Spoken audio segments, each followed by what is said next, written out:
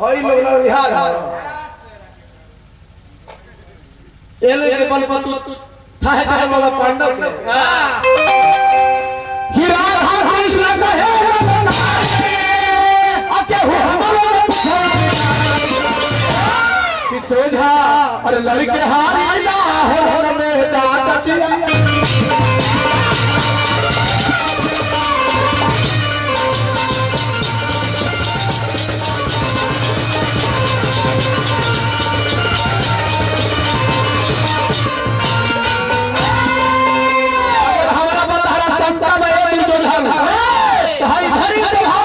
ऐलान करतली गंगा पुत्र भीष्म हो फजीरे युद्ध के जैसा ही कृष्ण साक्ष्य होती है प्रत्येक दिन 10,000 वीर कील के मारो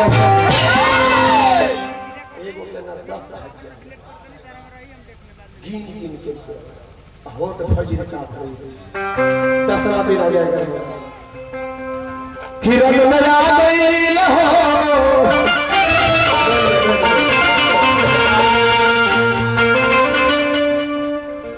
भोजपुरी के संगठन बन रहा गाना बनाने को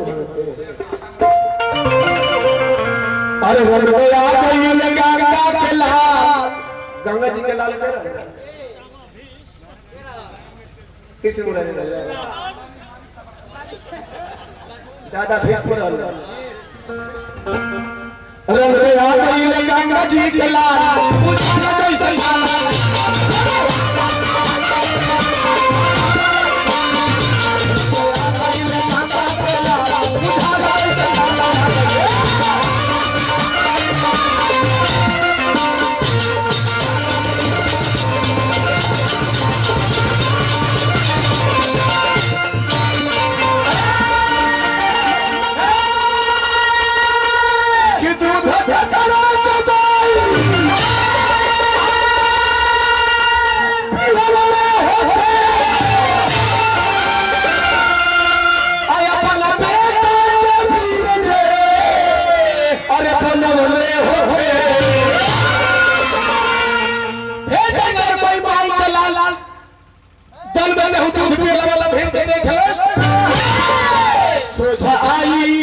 सोझा आई छोड़ाई देख के खान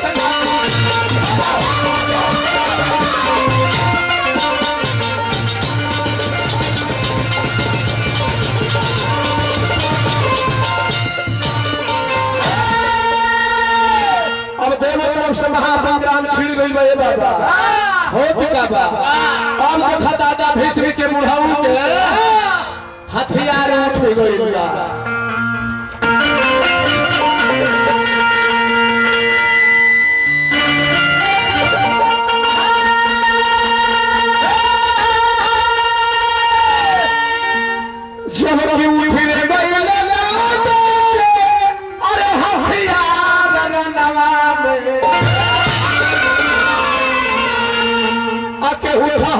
नहीं है मच गई हाहाकार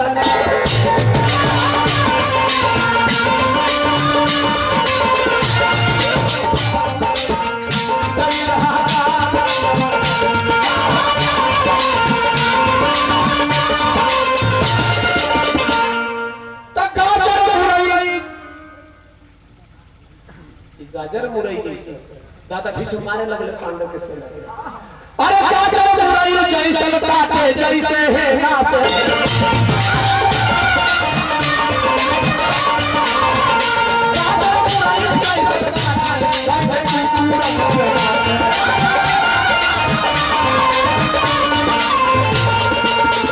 गाजर मुरई जैसे काटे अब कुर्सी रन में बांटे और क्या धई धई लगल लाल लतवा से धई धई के लगल लाल सदावे जैसे है गास है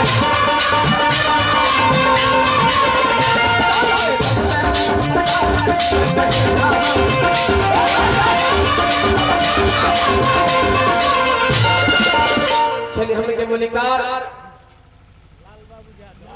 भैया लाल बाबू यादव जी उनके तरफ से बहुत बहुत नमस्कार मास्टर तक शब्द रहा अच्छा मुखिया जी के दल बल ये हनुमान जी के दल समझे।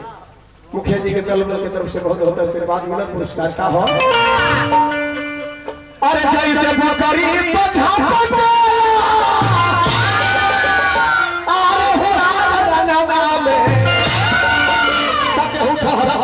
मची गई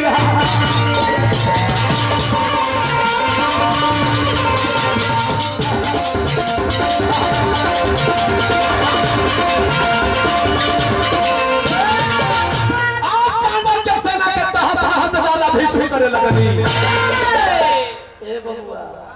कृष्ण भगवान का लगा कि हम अस्त्र नहीं उठाओ, लेकिन पांडव के सेना के जो दुर्दशा होखे लगा भगवान कृष्ण के देखल जरूरत सहित घोड़ा के मार दिहल गई। अर्जुन जी के रथ के पताखा उड़ गई, चाका टूट गई। तब कृष्ण भगवान पर ही बात लागल। अब कृष्ण भगवान जानले कि अभी हमारे मनुआ के जिए जाती है।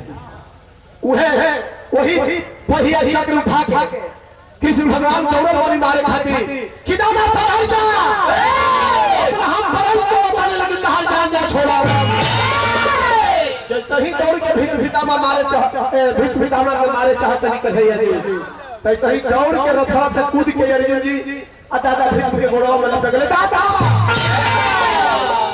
प्रभु ई का लगनी हमारा चलते रहो अपन परम तोड़ दिया।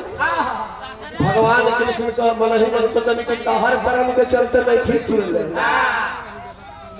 भीष्म पितामह कहले बानी कि जबले कन्हैया जी के हाथ में शस्त्र ना उठवा दे तब तक ले हम शांति से ना रहो। गंगा के पुत्र ना कहाई ऐसे अपना भक्त भीष्म से हम मर्यादा रखे खातिर अपना परम के तोड़ देंगे। वह देखिए आगे क्या होता। जो पांडव की सेना के जो तहस नहस होने लगा अभी पांचों भैया पांडव पहुंचले दादा के बोले दादा आगे बढ़ा के मिली के पांचों भैया भी कोई रंगा से वीर मिल के पांचों भैया सुर में गई दादा से भी हाथ जोड़ी बोले दादा से बचनवा काहे भूलना निवादा अब याद करी दादा जही भइल दोनों दल के जुटनवा।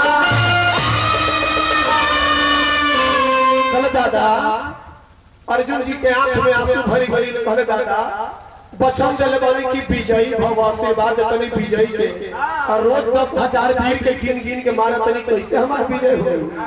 दादा भीष्म कहने बेटा अर्जुन बेबस तहरा वही के दल के मारा तनी तो दुर्योधन खुश होता तो हम लोग दुखी होता और जब वो हतल के मराता तब तो हम लोग खुशी होता। आखिर हम करी तो का कर एगो काम करा न रही बात ना बाजी हमारे के मार दलो। कल ई का कहते निकले जबले जियो कोई माई के लाल पैदा न भइल हमरा जीते जी केहू हस्तिनापुर नगर उठा के ताकते।